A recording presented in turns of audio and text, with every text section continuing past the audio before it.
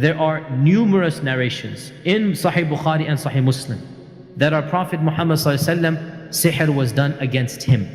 Aisha narrates that sihr was done on the Prophet ﷺ, and he began to imagine that he had done something when he hadn't done it. The Prophet would wake up in the morning believing that he needed to do a ghusl. Means he was intimate, but he had not been intimate. So shayateen especially love to play with this area of sexuality. That's why dreams of a sexual nature, whether a man or a woman sees them, what we call wet dreams, whether ejaculation occurs or not, but all dreams of a sexual nature, all of them emanate from shaitan. And that is why the prophets, none of them can have these types of dreams. So dreams of that nature, they come from shaitan. Shaitan plays with our minds, men and women. Now of course it's not sinful, we are not held accountable for what we dream and what happens in our sleep.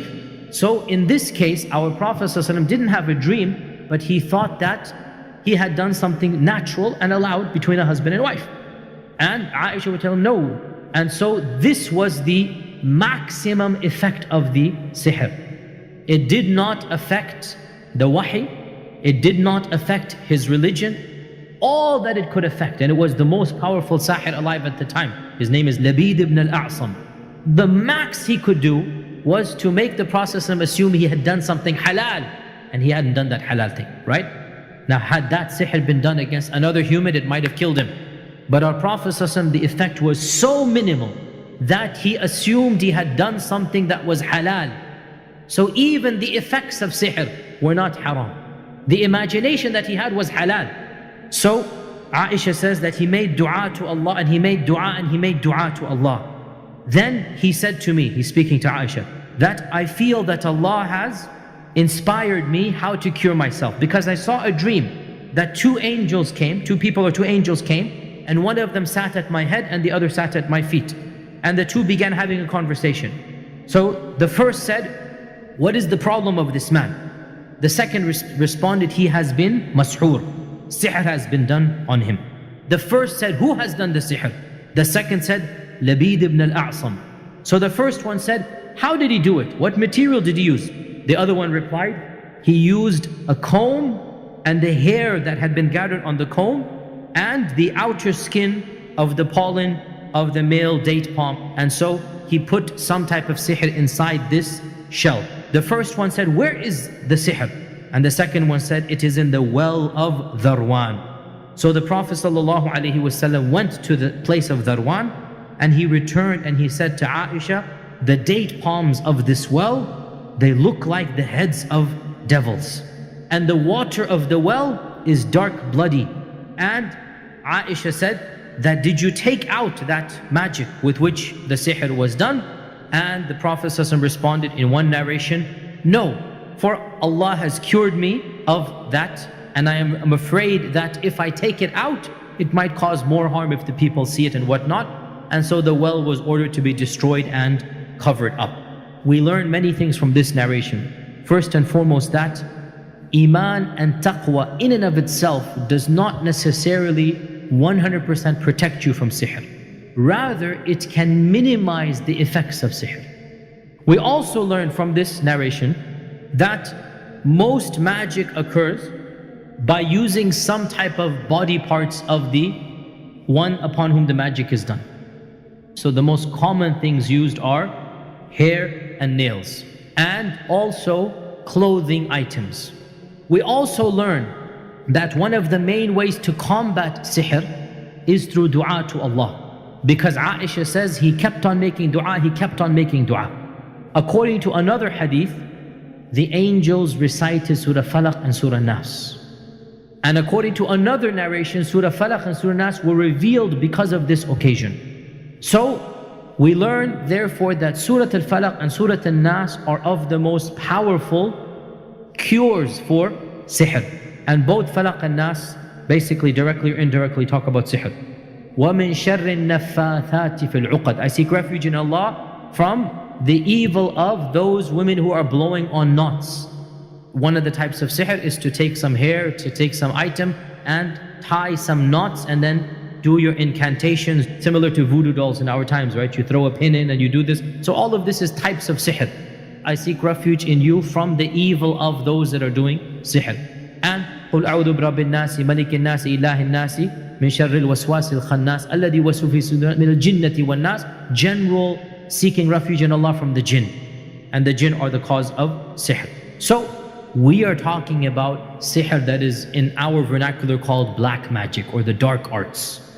You cannot have sihr without the jinn. Every sihr has to have jinn involved. Because in the end of the day, how does something happen?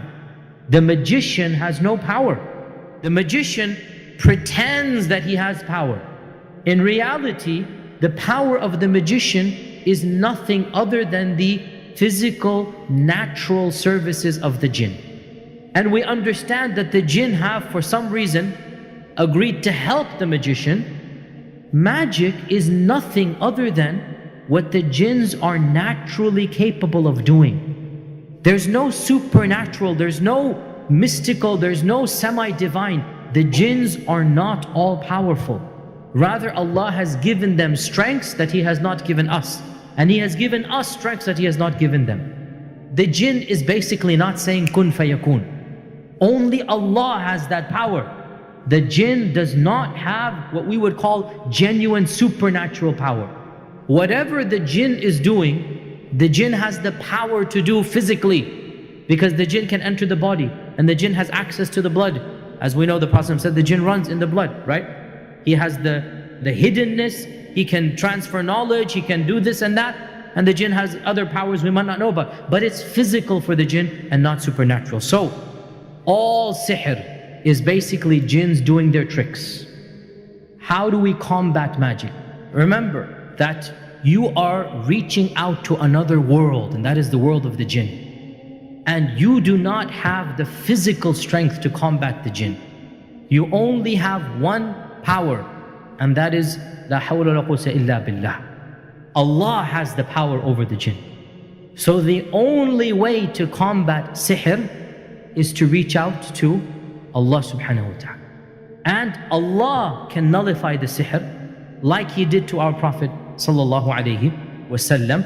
And the power of the Quran is the most effective in eliminating the jinn. The jinns literally burn when they hear the Quran. And especially the surahs that the Prophet ﷺ told us are extra special. Fatiha, Ayatul Kursi, the last verses of Surah Al-Baqarah, the entire Surah Al-Baqarah, our Prophet ﷺ linked it to combating sihr.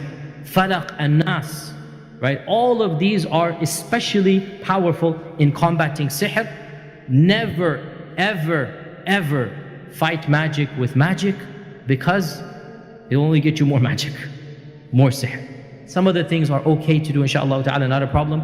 So to write the Quran, and it has to be Quran, and put it in water to drink, not a problem, inshaAllah ta'ala. To blow the Quran onto something and give it to you, again, if it's the Quran, not a problem as well. Even to write Quran, as long as it is Quran, and put it on the body, but you have to read it, make sure it is entirely Quran.